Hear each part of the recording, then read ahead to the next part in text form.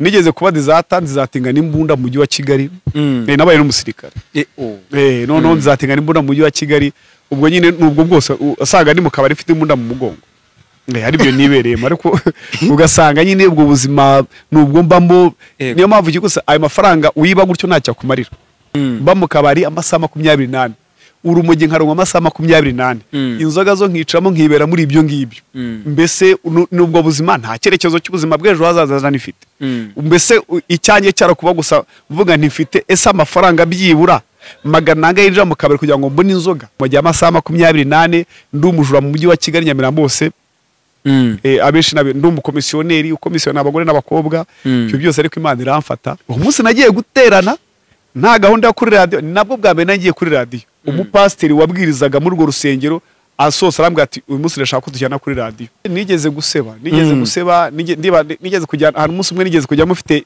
1,600,000 na 600 gutyo na 500 gutyo yego nkubwiye ko nahavuye ishize nta giceri cy'icumi mfite ngataha n'amaguru wabyemera pastor ubwo wariyemo iki muri miliyoni n'igice kiragiye kuzane kwa kundi kunywa inzoga uwo maye amafaranga none niba ugiye kugura Uganda waragiye ugiye kugura iki kungarura numvaga ari igisebo urangara nduva uransebya nta soni gumana ariko burya iyi gihe kigeze Imana ikaguhamagara burya ari ijambo nyanigisha ryo mu Baroma avuga ngo abo yamenye kera yarabatoranije abo yatoranije yarabahamagaye abo yahamagaye yarabatsindishije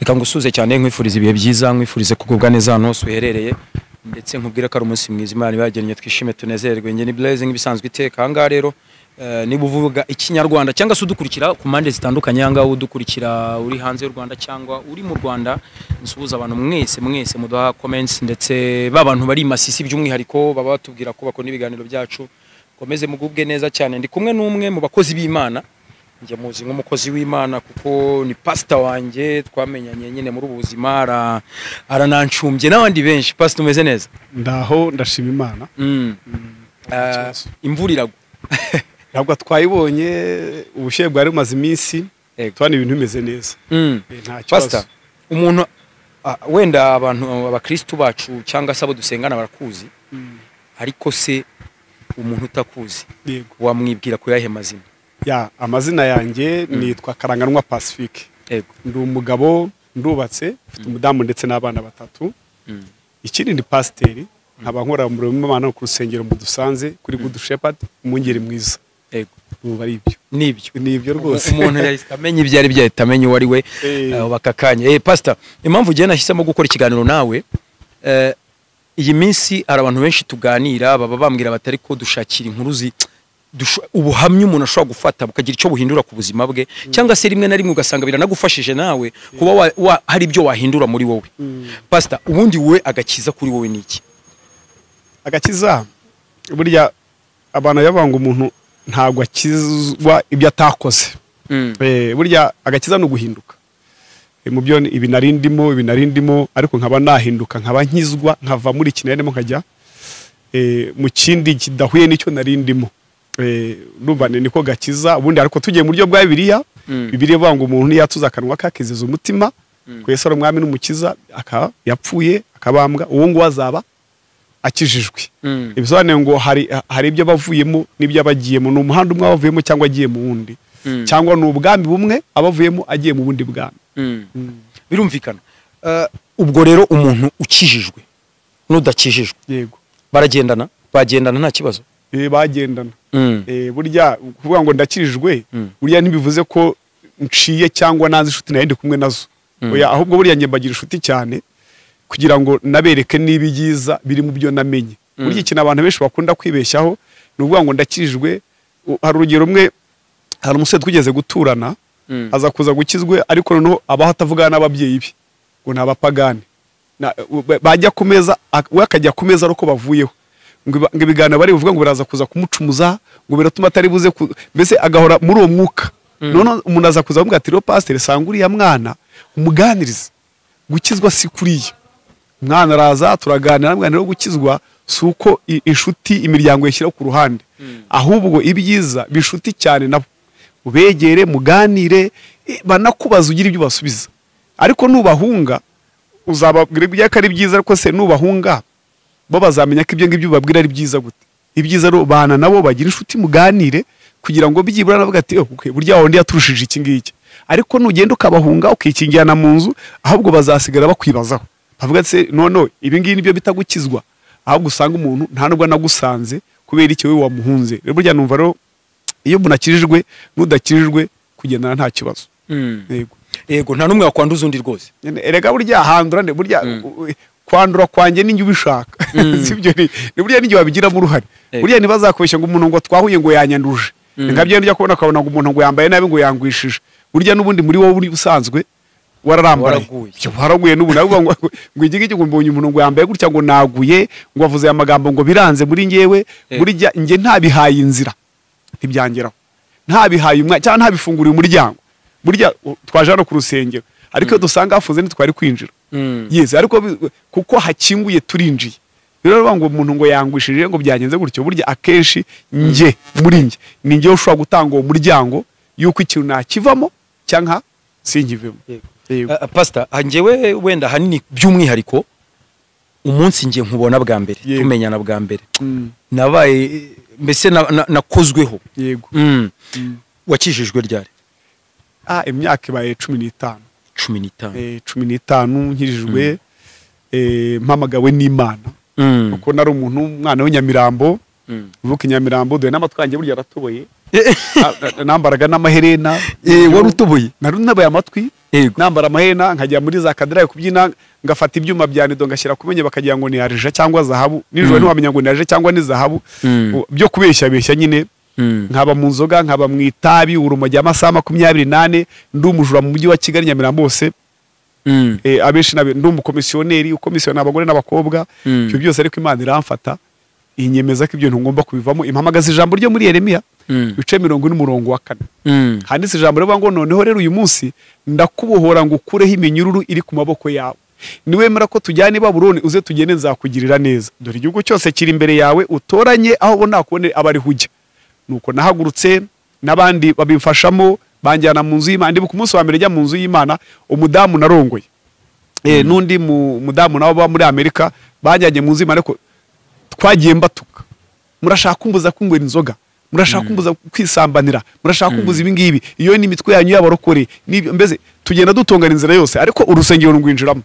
hashize indi minsi nagoza kuza kujya Kimironko icyo gihe barandondoye bamera kwino bangeza ku musatsi ubwo rero ngenda nkunda ibyagakiza gutyo nando uyu munsi wa none pastor ibintu waruvuze byo gutobora amatwi yego ujya gutobora ugutwi byagenze gute gutobora amatwi ni bya bindi nyine by'urungano generation twari turi kumwe icyo gihe byigeze kwaduka abasore bose muri karesiye batobora amatwi cyarimwe ubundi tuba turi muri ibyo ngibyo mbibamo nanafungaga n'ibituta nkanafunga ugasanga n'inyuma afite n'igituta cya kintu cy'aba prince kiri inyuma aho ngaho mba mu kabari amasaha 28 urumogi nkaronka amasaha 28 inzoga zo nkicamo nkibera muri ibyo ngibyo mbese nubwo buzima nta cyerekezo cy'ubuzima bw'ejo hazaza nifite mbese icyanjye cyara kuba gusa mvuga ntifite ese amafaranga byibura magana yinjira mu kabari kugira ngo mbone inzoga cyokoze mu kabari nenze kuryoshya inzoga mu kabari nenze kuryoshya inzoga rwose wasaga mfite amakuru yo hirya no hino none unoje mu kabari nkamubwira ibihimbano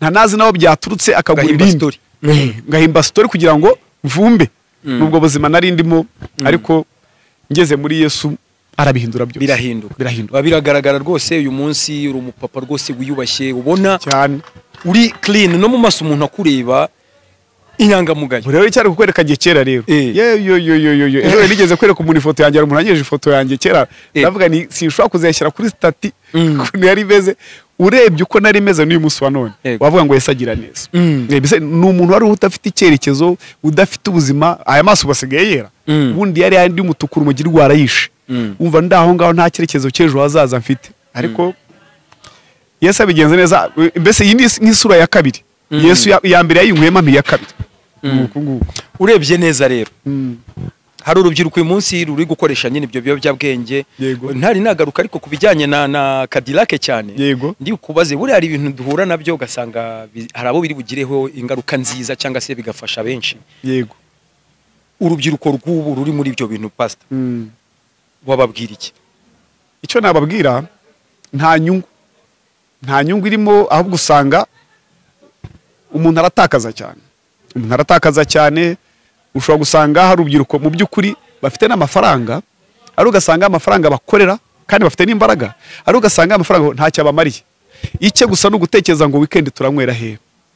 Utari mu Ruhengeri arajya Gisenyi, utari Gisenyi arajya Cyangugu, ahantu nyine bahuriye aho ngaho kugira ngo benjoyinge muri bwa buzima. Kandi bare igisekeje rero nuko mu gitondo yabyutse yicuza icyatumye abikora. Iyo yisatse burya akabura amafaranga ahita yicuza icyatumye abikora, ariko ugasanga hari imbaraga imukurura ikamwemeza yuko nejo azasubirayo.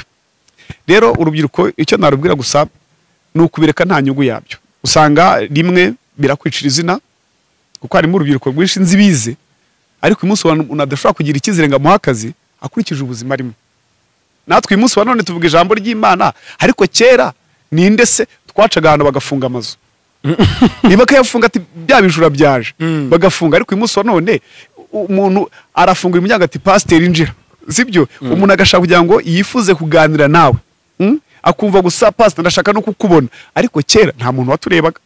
Kera wacagaho kavuga ati dore uyu nguyu buriya aje gutereta abakobwa banjye, aje gusama n'abakobwa banjye, buriya yabuze tabi nta buri cyo yiba kugira ngo agure rya tabi. Rero urubyiruko icyo nababwira ni ukuri ubuzima bw'ibiyobyabwenge nta nyungu, nta nicyo byabamarira. Icyambere bibatakariza icyizere mu bantu, yewe nabo ubwabo ejo ugasanga bibashyize mu buzima bwo kwiheba. Nejo bundi bajya gumva impfu zitandukanye ugasanga abana b'abasore bakiri bato bariyahuye. Mu by'ukuri nuko wenda utagana nawe yapfuye, ariko wenda nk'umuganiriza mbere icyo gikorwa ataragifata, ushobora gusanga bwa ati buriya ajya kwiyora ati twavuganye ibi ngibi, ati yambwiraga ibibazo afite byinshi. Rero numva ibiyobyabwenge batandukana nabyo byabafasha kandi ubuzima bugahinduka n'abantu bakabagira icyizere. Yego, birumvikana. Ahubwo nahita ntekereza noneho ku kijyanye na Cadillac. Cadillac ni ahantu ha kera cyane, yari boîte. Yego. Ari ibihe wibuka wagiriye muri Cadillac uvuga uti ibi bihe ndacyabyibuka, kuba narasebye cyangwa se byara? Nigeze guseba nigeze kujya ahantu umunsi umwe, nigeze kujya mufite 1,600,000 na 600 gutyo na 500 gutyo. Yego, nkubwiye ko nahavuye ishize nta giceri cy'icumi mfite ngataha n'amaguru, wabyemera? Pastor, ubwo wariyemo iki muri 1,000,000 kiragiye ku zane kwa kundi kunywa inzoga uwo maye amafaranga. Noneho niba ugiye kugura Uganda waragiye ugiye kugura iki, kungarura numvaga ari igisebo. Urangara nduva uransebya nta soni, gumana nuko ngo nabagameze. Urumva ro kujya gusinda, hari n'igihe twabyinanga asanga nisanze hasi simiye bakoze mu mufuko. Nibwo ro nasotse bujya gucya mu rukera nka saa 10 numva inzoga zigeze ahanga, nabona ibitaragashaka kuruka. Ndavuga ndeka soka hano ngende, nisatse sanga nta mafaranga mfite. Nzamuka n'amaguru nca kuri serikire hari Resport yakoraga entrenoma, ndazamuka ngera Nyamirambo n'amaguru. Uvuye kuri Cadillac. Yes, kandi amafaranga nari nyafite, nagiye meze neza ndi muzima. Urumva ariko nyuma za kuza kubona ko ibintu nubwo tubikora wenda tunabikunze muri icyo gihe turimo, ariko mu by'ukuri uciye ugatekereza usanga nta nyungu yabyo, ni zero rwose. Ubwo se amafaranga angana gutyo gusohokana 1,000,000 ni ibintu wenda kuri nge bitarabaho. Yego ngo mfate iryo faranga tsoke mvuge ni ngiye kunywa amayoga, ngiye kugurira abagore, ngiye kugira ayo mafaranga wabaga yakuye pastor? Narayibaga. Narayibaga gute se? Urya hari ubamya najya mvuga. Nigeze kuba nzatinga n'imbunda mu mujyi wa Kigali. Nabaye n'umusirikare. None nzatinga n'imbunda mu mujyi wa Kigali. Ubwo nyine nubwo bwose asaga ni mu kabari ifite imbunda mu mugongo. Hari byo nibereyemo, ariko ugasanga nyine ubwo buzima nubwo mbambo. Niyo mpamvu gikose ayo mafaranga uyiba gutyo ntacyo kumarira. None se ubwo iyo wajyaga kugenda Cadillac imbunda yawe wabaga wayisize? Nashaka ko nyihisha. Wabaga wayisize? Kuko za Cadillac hari abarasakaga, nta muntu upfa kwinjira, usanga abantu bamajeya bagutera gikashe winjira. Ariko ukagenda ugashaka wishyira mu mageto aho wabaga mu nshuti hirya no hino, ukagenda ukayisha ukora abo twibanaga nkavuga nti umunsi ndagenda nyishyiriwe gutyo. Nubwo buzima twabagamo. Yego. Nge mfite amatsiko ahanini iyo urebye urareba ugasanga gukizwa kwawe gufite icyo kuvuze cyane ku buzima bwa benshi muri iki gihugu ndetse no hanze yacyo. Ahubwo ngahita nibaza nti ubwo se wajyaga kwibisha imbunda ukadesida utindagiye cyane ndi kumwe n'abandi? Uri kumwe na timu yawe? Yes, hari nabo nzi bamwe barapfuye, wonzi numwe aracyariho. Ariko naye Imana ishimwe nawe yarakijijwe. nawe yarakijwe kuko hari ibintu by'amateka ajya mwibukiraho. Hari igihe wabigeze guteka inyama tuvuye kwiba, dusanga nyina yatetse inyama twaziriye tuzikuye ku mbabura, twahaza urumogi tujyana mu toge turaziginze, inzara iratwisha. Urumva, ariko Imana ishimwe nawe yarakijwe. Ubu yarakijwe ameze neza, nawe Nyamirambo. Ubu afite n'umugore nawe yarabyaye. Ubuzima rero bwarahindutse, abandi bagiye bapfa. Ariko nubwo ubuzima twagamo ariko budafite icyerekezo. Niyo mpamvu burya kenshi amafaranga ubonye nka kuri ntaga gukiza. Kuko icyambere uvuga buryo uzarebe iyo wabaga uri mu kabari umaze gusinda, amafaranga yose wabaga ufite, kubera rero bwa businzi buri mu mutwe wawe, wumvaga ko nejo uzabona ndi. Uzi ko umuntu asinda ugafata n'ideni uva ko ejo uzishyura, kandi ntaho uteganya ukumva bereze ejo nzishyura. Ejo ndari umusore w'inshuti yanjye twahuye, aragenda abwira petit frère ati cyogoze, ati Imana ishimwe grand frère yarakijijwe. Ati ndibuka kera twajyaga kumwira kwa Muteteri hariya inyamirambo ara kuri RPR. Ati ariko yarasetsaga, ati twajyaga mu kare turi kumwe twajyana casque za moto, kuko yagiraga amahane agahita kubita amacupa. Nubwo buzima nyine budashinga, ariko Imana imaze kuguha agakiza, uhita ubona byari byose ko byarusa. Ubona agakiza nk'uko wakakiriye wowe. Hari umuntu uvuga ngo gukizwa ngo birizana, ngo cyangwa se ngo ni igihe. Nawe wemeranya n'umuntu uvuga ko gukiza byizana, aka kanya ugasanga Blaise sinari nkijijwe ariko bikizana ngakizwa? Gukizwa ni ubuntu bw'Imana. Yego. Kuko biraba ngo ntawuza kwa data atari njye umwihereje. Burya gukizwa ubuze na mbere utarakizwa kanga twuvaga ubutumwa. Batubwira mukizwe kuki ntawazagaza. Ariko burya iyo igihe kigeze Imana ikaguhamagara, burya ari ijambo nyanyigisha ryo mu Baroma avuga ngo abo yamenye kera yarabatoranije, abo yatoranije yarabahamagaye, abo yahamagaye yarabatsindishije, abo yatsindishije yabahaye ubwiza. Burya nacyagiye tukiri abanyabyaha, kuko Imana yari ifite umugambi, burya yarinzi. Inantoranya ndi umunyabyaha, nyiri umusambanyi, nyiri umujo, burya yari yarantoranije, ariko ntaramenya ububasha n'ubushobozi mfiteho, ntaramenya urukundo rwayo. Ariko igihe yampamagaye nibwo namenye urukundo rwayo. Burya niyo mpamvu akenshi uzanarebe tujya tubona abantu hano hanze tukabacira imanza, ukabona nk'umuntu wasinze wahengamye, ukabona nk'uwagiye kuraya n'ibiki byose, tukavuma. Icyo gihe ariko tukirimo muri ibyo ngibyo hari abatuvumaga, ariko uyu munsi wa none duwe aravuga ati Imana ihabwe icyubahiro. Niyo mpamvu burya tutakwiye kujudginga uwo tubona hariya agikora biriya, ahubwo cyane cyane wamukunda ukamugira inshuti, ukanamugaragariza ibyiza byo guhinduka kwawe, yabyumva akaza, atanabyumva ntumuciye urubanza. Kuko burya twari babi cyane. Niyo mpamvu rero burya agakiza ntago agakiza si icyo nguha, agakiza si umurage. Agakiza si uko wenda ni ikintu njya kwandika ngasinya kontra bakakima. Oya, agakiza nuko igihe cy'Imana cyageze Imana ikaguhamagara. Ugakizwa. Ugakizwa cyane byose ukabona ko ari ubusa. Ariko burya agakiza nabwo ni urugendo. Ni urugendo, ni nk'umwana uvuka. Umwana yavutse burya ntago ushobora kumuhereza ntiyanywa igikoma. Burya muganga arabwira ati byibura imyaka 2 yonka utamuha n'amazi. Ejo yava ku ibere ry'imyaka 2, ahubwo tuzagiye n'umutungu gutyo nuko umuntu agenda akomera mu gakiza kugeza igihe abaye strong, agakomera, akaba yagira ibyo ahamya atagisubiye inyuma. Yego. Ubu wambwiye ko wibaraga Inyamirambo. Hari abantu mwari muturanye cyangwa bakuzura igisambo, uyu munsi bakubona nka pasiteri? Benshi cyane, umva muraziranye no muri quartier y'iwacu yo mageze. Ababyeyi bose, inshuti bose barishima cyane. Bavuga ati Imana ahaye pasa agakiza. Iyi Imana igira amaboko. Iyi Imana niyo mageze usanga mu by'ukuri muri quartier wacu ndubashywe ni wa wundi, ahubwo ari ngiye nibaza nkavuga ntare ko Imana Yesu burya kujya muri Yesu ni byiza.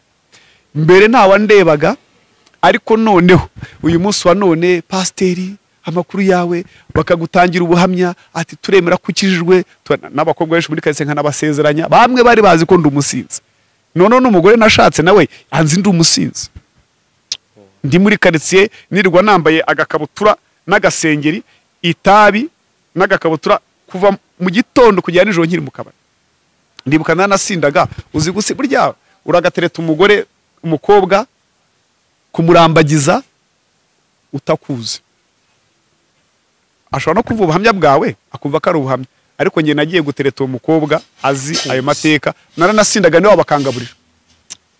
Reba kugabura umuntu wasinze ejo ukazajya gutereta bakakwemera, urumva intambwe ikomeye cyane. Bimeze n'ibintu bikomeye cyane, urugamba rurahaguruka, ariko babona ko nahindutse.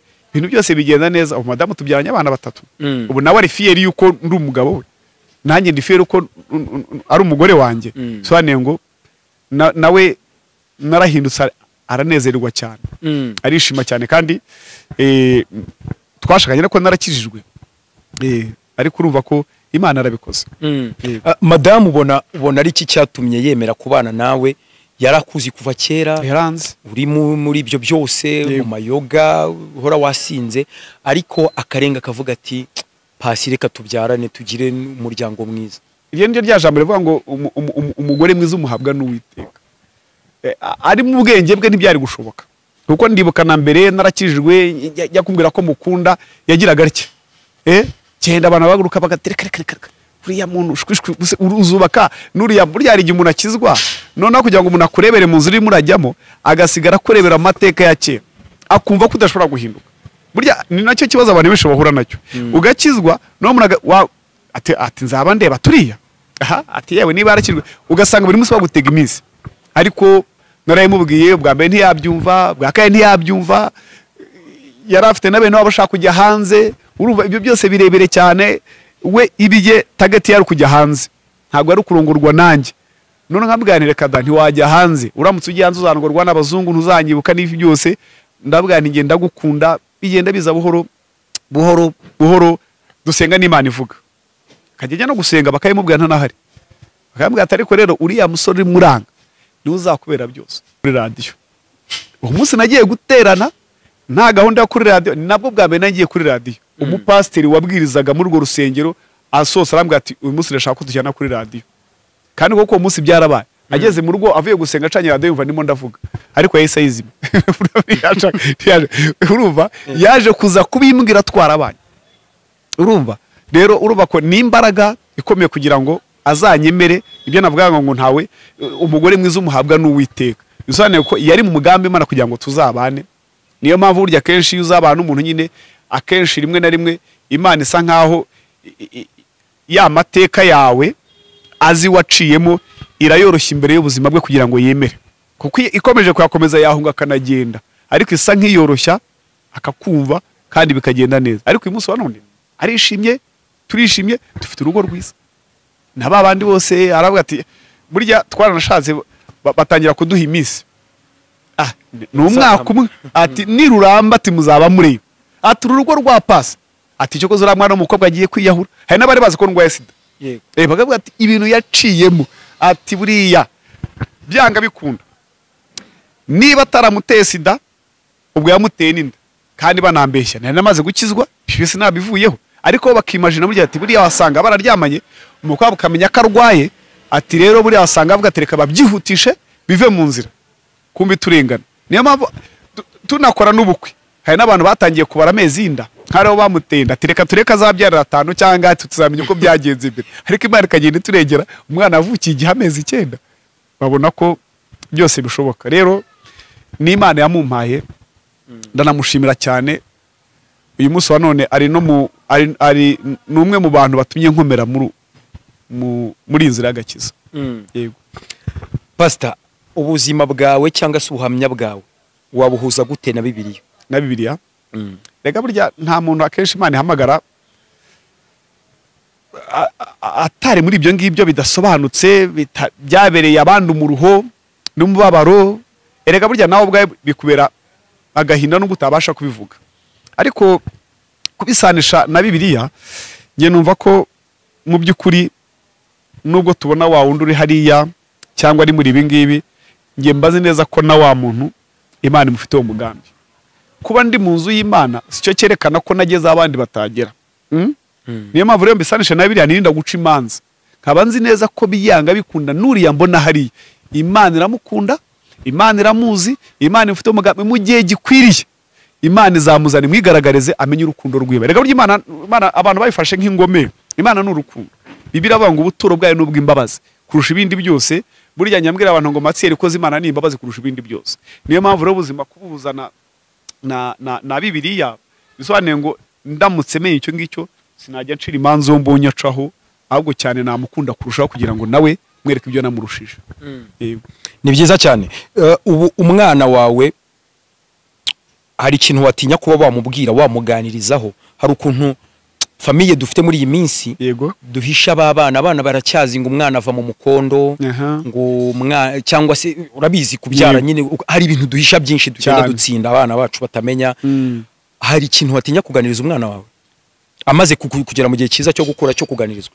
Oya nge nuba ntacyo natinya kumuganiriza kuko burya kenshi buryo uzanarebe n'ingaruka zagiye ziba muri societe yacu wasaga byaterwaga n'ababyeyi, ugasanga umubyeyi hari icyaze ko ntashaka kukibwira umwana.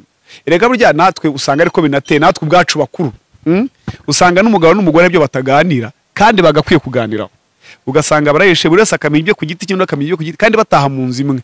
Rero numva burya akenshi kugira ngo wa mwana anakure azinzira nyazo nuko amubwiza ukuri. Burya uzanarebe ni nk'ibyo bajya bavuga ngo aba n'abapaseri burya ngo ntibakizwa ntibajya gute, burya akenshi biterwa n'ibyo tubafungirana kamuzirika ahantu ugashaka kumwumvisha ngo nagende mu murongo ushaka agendamo. No reka nkoresha ya mvugo y'iki gihe urubyiruko ngo dushyira agapira hasi tworoshye umugozi. Umwana inzira arimo nibyo muganirize ariko ntumufunge cyane. Buryo uzarebe reka ntanga urugero rwa gisirikare, iyo urwana n'umwanzi ukamuzunguruka ntumuha inzira wa mwanzi yaguhitana. Burya abahanga mu gisirikare bavuga ko ukora akantu kameze gutya ugasiga inzira ku buryo urasira umwanzi ariko ukamuha n'inzira agenda. Ariko iyo ushatse kumufungirana ikintu cya mbere abona ko ibyo byamurangiranye, niyo arwana yiyahura, kandi iyo yiyahura ashobora kwangiza byinshi. Niyo mpamvu akenshi burya rimwe na rimwe ugomba kuganiriza umwana ukamubwira buno buzima n'ubuhamya n'ibyo waciyemo, yewe ukanamubwira n'ingaruka wahuriyemo nazo, ukamwereka byose ukamuganiriza byose ku buryo azanakura avuga ati wi nzi neza ko data yambwiye ibi ngibi bino bifite ingaruka, ibi nta ngaruka bifite, ariko utamufungirana cyane nk'uko we wumva ko wamaze gukomera, we wamaze kumva kubizi. Uri ushaka gufungirana ntago arakomera nk'ukomeye, uri ushaka kwinjiza mu masenyesho nk'ayo urimo ntabwo abyakira nk'uko ubyakira. Jya ugeraho mureke ajye mu rungano baganire, azana kubwira n'amakuru y'urungano yabayemo unamenye naho mukosora uhere. Ariko nujya kumufungirana nagenda azagenda arundukire rimwe burundu. Mureke ajye mu rungano, mureke ajye muri stade arebe umupira, mureke agende hariya yicare hariya abone n'ibyo ngibyo. Mu by'ukuri azaza avuga ati dadi biriya bintu nasanze nta mumaro, dadi nasanze bavuga amagambo ya nayo gutyo ni naho uzanahera unamuganiriza umwereka inzira akwiriye kugendamo. Ubu umubebe wawe ashatse gushyiraho nka dread kandi ari wo mushumbye n'ubundi asengera muri church uvugamo ubutumwa, yego wabyemera? Dread ntabwo ari icyaha, sinzi ubabwiye ko dread ari icyaha. Nitujya no muri twasanga hari abafite dread sibyo.